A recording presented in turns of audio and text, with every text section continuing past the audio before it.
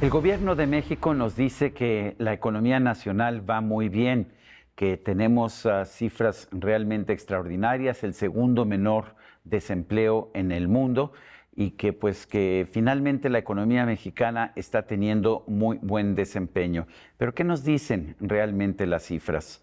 Yo quiero agradecer la presencia en este programa de Sergio Negrete Cárdenas. Él es profesor investigador del Departamento de Economía, Administración y Mercadotecnia del ITESO. Es doctor en Economía, maestro en Economía Internacional por la Universidad de Essex en el Reino Unido. Trabajó en el Fondo Monetario Internacional y ha sido docente en varias universidades, tanto en Barcelona como aquí en nuestro país. Es colaborador del periódico El Financiero, actualmente se encuentra en Barcelona y para mí siempre es un gusto conversar con Sergio Negrete. Tocayo, gracias por tomar nuestra videollamada. Nos dice la presidenta, entre otras cosas, que va muy bien la economía porque el cuarto trimestre cerró mejor de lo que se había esperado. ¿Qué opinas? Pues, como tantas veces, yo entiendo a la presidenta, como lo digo muchas veces, es comprensible que trate de presentar la mejor cara, las mejores cifras de su gobierno, pero no es cierto. La economía como un todo, el año cerró en 0,7%. La población creció más o menos esa cifra. Por lo tanto, el PIB per cápita se estancó. El PIB per cápita de 2025 es inferior al de 2018. Eso ya nos dice muchísimo. Estamos hablando de una economía estancada, pero no solo en 2025, en los últimos 7 años. Nadie puede alegar con las cifras en la mano que esto es que vamos bien. ¿Qué pasa con la creación de empleos? Nos presume la presidenta que somos el país con el segundo menor desempleo del mundo. Por otra parte, el expresidente Andrés Manuel López Obrador se quejaba de la subcontratación, decía que por eso caía el empleo en los meses de diciembre, siempre cae en los meses de diciembre. Este año cayó en diciembre, pero ha caído nuevamente el empleo formal registrado por el Seguro Social en enero. ¿Qué está pasando? ¿No funcionó la reforma para prohibir la subcontratación? No funcionó para que hubiera menos empleo formal. Para eso sí funcionó. A ver, no solo ha sido eso. Esa medida obviamente tiene relevancia, pero también estamos hablando de los aumentos al salario mínimo, de que quieren restringir el trabajo de horas máximas por semana. O sea, ha habido varias medidas que han tomado que afectan negativamente al empleo formal. Entonces, que no se sorprendan, pues que los empresarios realmente estén ofreciendo menos empleo, o lo estén ofreciendo, sí, pero en la informalidad.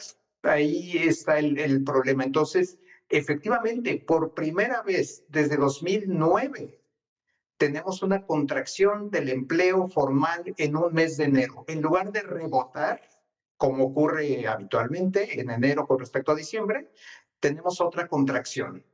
Esto nos muestra lo que la economía está creciendo muy poco y estas medidas contra el empleo formal que están teniendo un impacto. Mencionabas el aumento, los aumentos al salario mínimo. Lo que nos dice el gobierno es que estos son ganar, ganar, que todo el mundo se beneficia, que se benefician los trabajadores, se benefician también las empresas. ¿Cuál es tu opinión? Es que lo hemos oído, perdónenme que sonría, lo hemos oído por décadas. Es algo que he escuchado toda mi vida profesional, académica, y el origen de este mito, que lo es, viene con Henry Ford en su fábrica, que según esto dijo, tengo que subir los salarios para que mis trabajadores puedan comprar mis coches. Y entonces, bueno, tenemos un círculo virtuoso en que a los empresarios les conviene subir los salarios y si no lo hacen son miopes.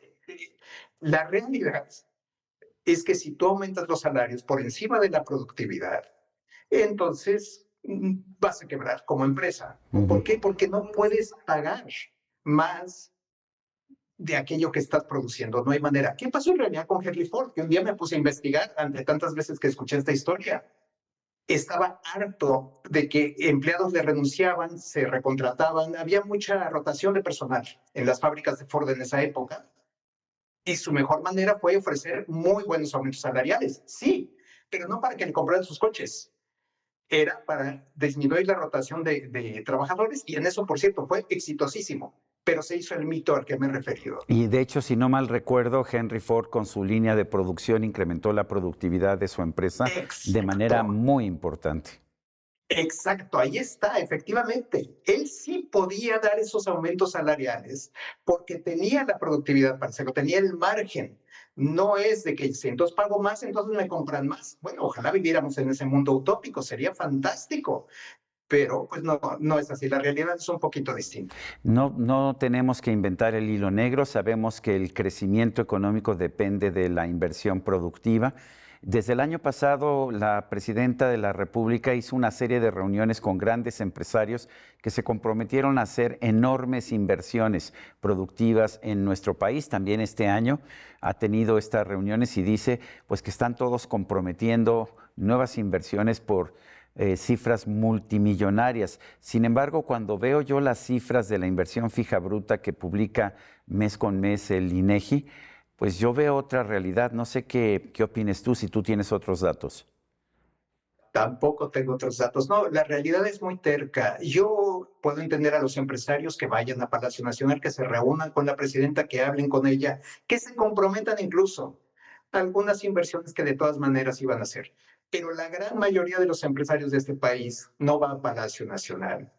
Y sí ve que los jueces ahora son electos, que quizá vayan a seguir unos criterios, digamos, no muy jurídicos, sigan a tener un problema, ven la extorsión, la viven día con día, la inseguridad.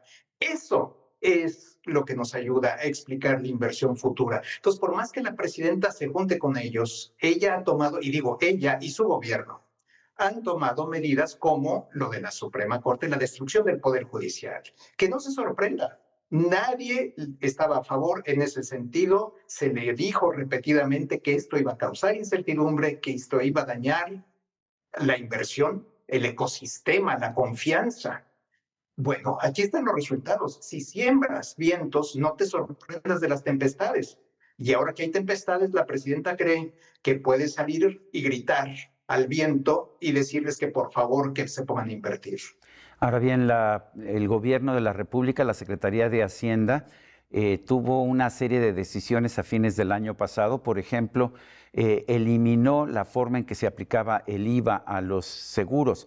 A principios de este año, cuando se dio a conocer que las empresas de seguros estaban incrementando sus precios, los precios de las primas de forma muy importante, dijo, esto no es lo que acordamos. Y pues le voy a pedir a la Secretaría de Hacienda que los investigue a todas las empresas de seguros. Lo que me dicen las empresas aseguradoras es, a ver, nosotros no tenemos más opción, si nos suben los impuestos, tenemos que repercutir esto en mayores primas. Pero, ¿cómo ves tú esta actitud de la presidenta que dice, es que no habíamos quedado en eso? Y la presidenta creo que tiene una excesiva fe en sí misma y en los poderes gubernamentales, en que ella va a decir que la economía va a ir en cierta dirección, que si habla con los empresarios con eso van a invertir, que si convoca economistas, que me parece fantástico, por cierto, que lo haya hecho, y les pregunta qué tenemos que hacer para crecer, y entonces ya de alguna manera mágica va a encontrar la receta del crecimiento. Está yendo en dirección contraria. Si tú creas incertidumbre, si tú provocas, en este caso, lo de los seguros, les aumentas los costos, que eso fue lo que hizo. No te asombres, una vez más, que te repercuten los precios. Es que no quedamos en eso. Pues yo no sé cómo cree ella que puede dirigir al país y en este caso específico a la economía. No ha habido gobernante en el mundo en ningún momento de la historia que pueda imponerse a la economía. Ella no es la primera ni será la última en ser decepcionada, pero por desgracia no es ella, es el país al que está afectando severamente. Nos dicen que en México se ha dejado atrás el periodo neoliberal y que por fin se está aplicando nuevamente una política industrial. ¿Ya se ven los beneficios? Pues se ven los perjuicios en la contracción económica, en el pobre crecimiento. Realmente no. Sí hay una política industrial ahora, sin duda, mucho más activa y mucho más inútil. Política industrial significa para la presidenta y sus funcionarios decir dónde va a haber polos de desarrollo, como si crecieran como hongos, así como por arte de magia. Decir que yo voy a hacer unos trenes y entonces eso va a traer un dinamismo en ciertas regiones, que ya vimos que no ocurrió así con el Tren Maya. La política industrial, pues, a las que ellos se refieren es una política dirigista en que dicen, yo quiero que haya crecimiento, quiero que haya industria, manufactura, y aquí cuestiones médicas, y acá automotrices, y lo sacan en un mapa. Eso es su política industrial. No, es que así no funciona. Se le permite al empresario que pueda hacer lo que mejor le convenga en un ambiente, por supuesto, de certidumbre y de trabajo honesto, y entonces se desarrolla la economía, no se dirige, y menos de esta manera, esperando que ocurran milagros porque lo digo yo, o porque yo me pongo a conversar con empresarios, o hago tratos, o creo que hago tratos con empresarios. A fines de enero fueron secuestrados 10 ingenieros, 10 empleados de una empresa minera canadiense en Concordia, Sinaloa. Algunos de estos han aparecido ya fallecidos. La pregunta es, pues, ¿con qué ganas puede una empresa así seguir invirtiendo en México? Con ninguna. Y hay muchos lugares para invertir. La presidenta, sus funcionarios, y me refiero específicamente al secretario Ebrard, parecen creer que México es una especie de lugar mágico. Todo el mundo quiere invertir aquí, salivan los extranjeros por venir y explotar a los mexicanos, sus recursos naturales, el país que es el cuerno de la abundancia. Ese mito, por desgracia, lo hemos oído tantísimas veces y se está repitiendo. El secretario Ebrard habla que tiene en cartera una especie de registro de futuros 300,000 millones de dólares de inversión que van a ir llegando. Siempre hay reinversiones, a veces hay inversiones nuevas, pero no van a pasar de ahí.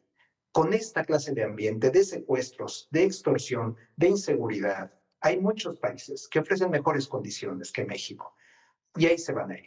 Pero vemos un peso fuerte, el superpeso, con niveles que habrían sido inimaginables hace un par de años. ¿Qué tanto esto es un símbolo de la solidez económica de México? Por desgracia, muy poco. No digo ninguno para no ser tan estricto, pero el 82% de las transacciones peso-dólar tienen lugar fuera del país. No tienen lugar en México. Entonces, en ese sentido, la oferta-demanda interna de dólares, y hablo, por ejemplo, de las remesas, no es que no tenga impacto, por supuesto que sí, pero en el tipo de cambio realmente son esas transacciones externas que las motiva no la seguridad del país, no las perspectivas económicas, no el crecimiento, sino la tasa de interés. El diferencial que existe entre la tasa mexicana, ahora actualmente la del Banco de México en 7.0%, y las extranjeras, ya no digamos la japonesa, que es extraordinariamente baja, creo que está en estos momentos en 0.5. Entonces, pides prestado en yenes, lo pasas a pesos, inviertes en pesos, ganas 7 y luego te regresas a yenes. Es el famoso carry trade. Esta clase de operaciones son las que han fortalecido al peso y las que lo sostienen, pero no es la solidez de la economía mexicana. Rápidamente, ¿qué habría que hacer para darle mayor dinamismo a la economía y generar más empleos?